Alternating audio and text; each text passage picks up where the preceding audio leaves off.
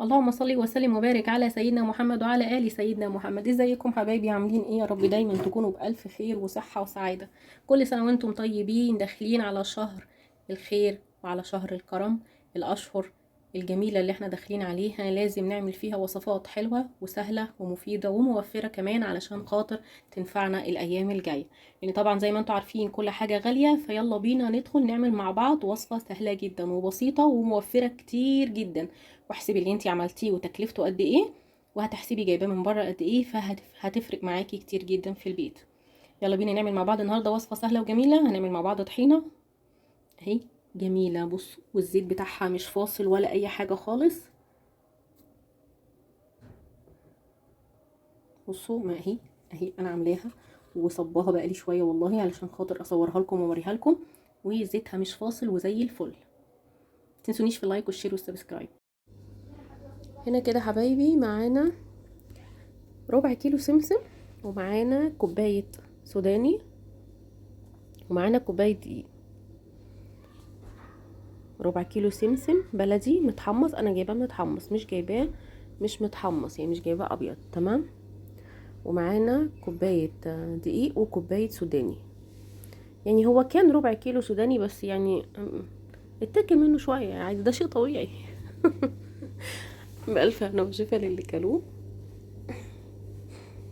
هما كده دول معانا، هننزل بيهم بقى كده واحده واحده، نكمل الفيديو مع بعض وشوفوا طريقتنا وشوفوا وصفتنا، ان شاء الله تعجبكم. السمسم انا مش حابه ان انا احمصه قوي، اسويه على النار، عشان كده جايباه متحمص، تمام. لكن عادي تنفع تتعمل بالسمسم الابيض، وينفع تتعمل، بس طبعا منقياه ونخلته حلوه جدا عشان خاطر اي رواسب او اي حاجه فيه، هو جاي يعني يعتبر نضيف، بس انا برضو نقيته وصفيته كده، عملته بالمصفى كده علشان خاطر كان فيه قش كده بسيط، خليته زي الفل عشان خاطر ابقى متأكدة ان هو معايا حلو زي الفل.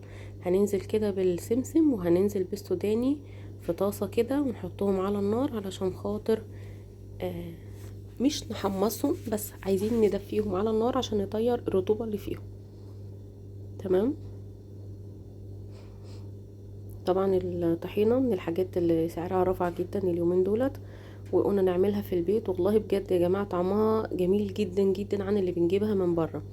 طبعا الطحينة اللي بنجيبها من السرجة دي كانت قشرة سوداني، لان انا جايباه من المقلة، فطبعا انا قشرته، كان جايلي بالقشرة الحمراء اللي عليه، فانا قشرته. طبعا الطحينة بنجيبها من بره من السرجة، بتبقى جاية فيها دقيق وبيبقى طعمها مختلف عن الطحينة دي خالص. الطحينة دي السمسم فيها مخليها كأنها طحينة سمسم، فولادي حتى يعني مش مستطعمينها قوي، فبيقولوا لي ماما طعمها فيه حاجة غريبة. قلت لهم طبعا علشان انتوا مش متعودين بتاكلوا الطحينة دي، احنا بنجيب الجاهزة على طول. فدي بصراحة ما كنتش بعملها كتير، يعني قليل قوي. ف وكان بقالي فترة كبيرة ما عملتهاش، فلما لقيتها غليت قوي قلت اعملها في البيت واشوف رأي الولاد فيها ايه، فعجبتهم قوي. وحتى كمان لما بتيجي تحطيها بقى كده على طبق الفول او تعملي بيها طحينة جنب المشاوي، بتبقى طعمها جميل جدا. هنا كده بعد ما حمصنا السمسم والسوداني تقريبا 5 أو 6 دقايق على النار، طبعا مش محكمة بوقت، انتي بتمسكيه كده في ايديكي تلاقيه سخن معاكي، سخن السخونية اللي تقدري تمسكيها، يعني عشان نضيع منه الرطوبة خالص. نزلنا كده بقى بكوباية الدقيق وهنقلب، طبعا مش عايزين الدقيق يتحرق معانا، برضو احنا بنضيع الرطوبة اللي في الدقيق. فهنسخن كله حلو جدا على النار، تمام. وطبعا الحركة بتاعة التسخين دي هتساعدنا برضو، واحنا بنطحنهم هيطحنوا معانا على طول.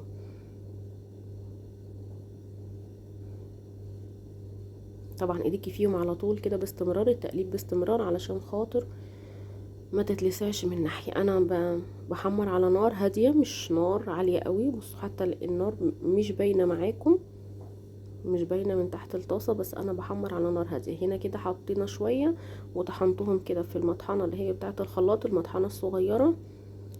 طبعا خدوا وقت، بصوا في الاخر طلعوا كده، فبصراحة قلت اجرب الكبة، يعني نجرب هنا ونجرب هنا، والاسهل لينا هنشتغل بيه، تمام. فرمت في الكبة كده، فرمتهم في الكبة اتطحنوا ونعموا وكانوا كويسين جدا. فانا كده كده هنكمل برضو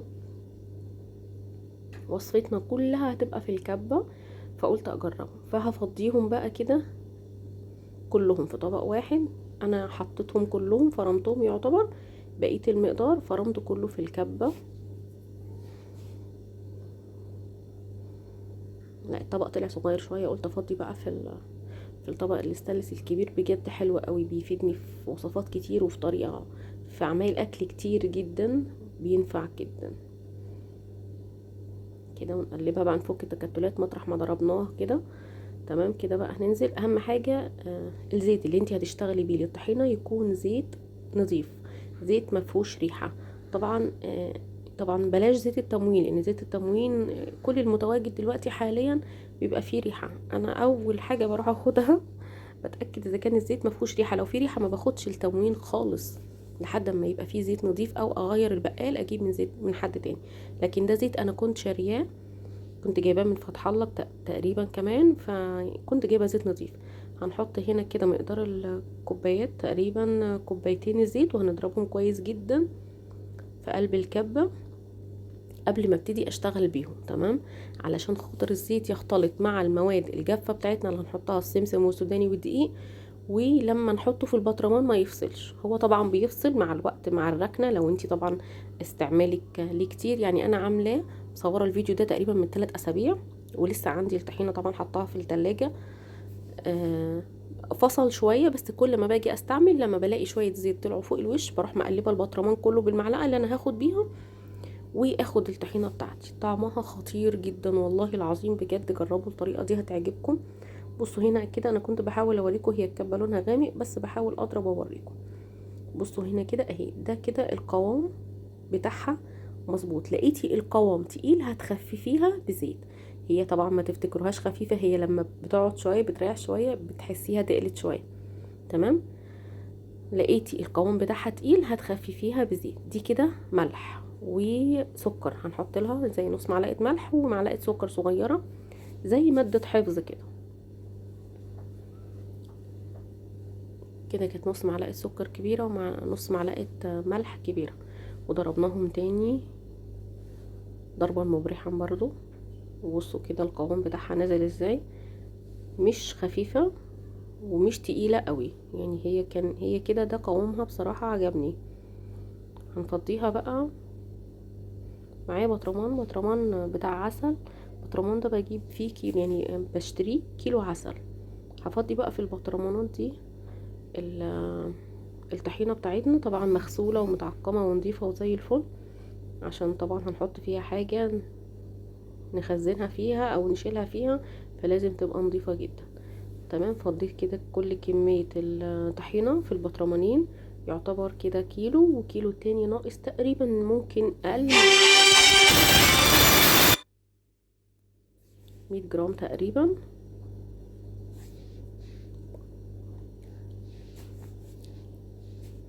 وهنا كده كانت وصفتنا خلصت. وهنا كده تقريبا عملنا من كيلو، ربع كيلو سمسم وكوبايه سوداني وكوبايه دقيق، عملنا تقريبا 2 كيلو طحينه الا 100 جرام. فانتوا متخيلين بقى الفرق والكميه والتوفير معانا قد ايه. وفرت معانا جامد جدا وهتقعد معانا فتره طويله.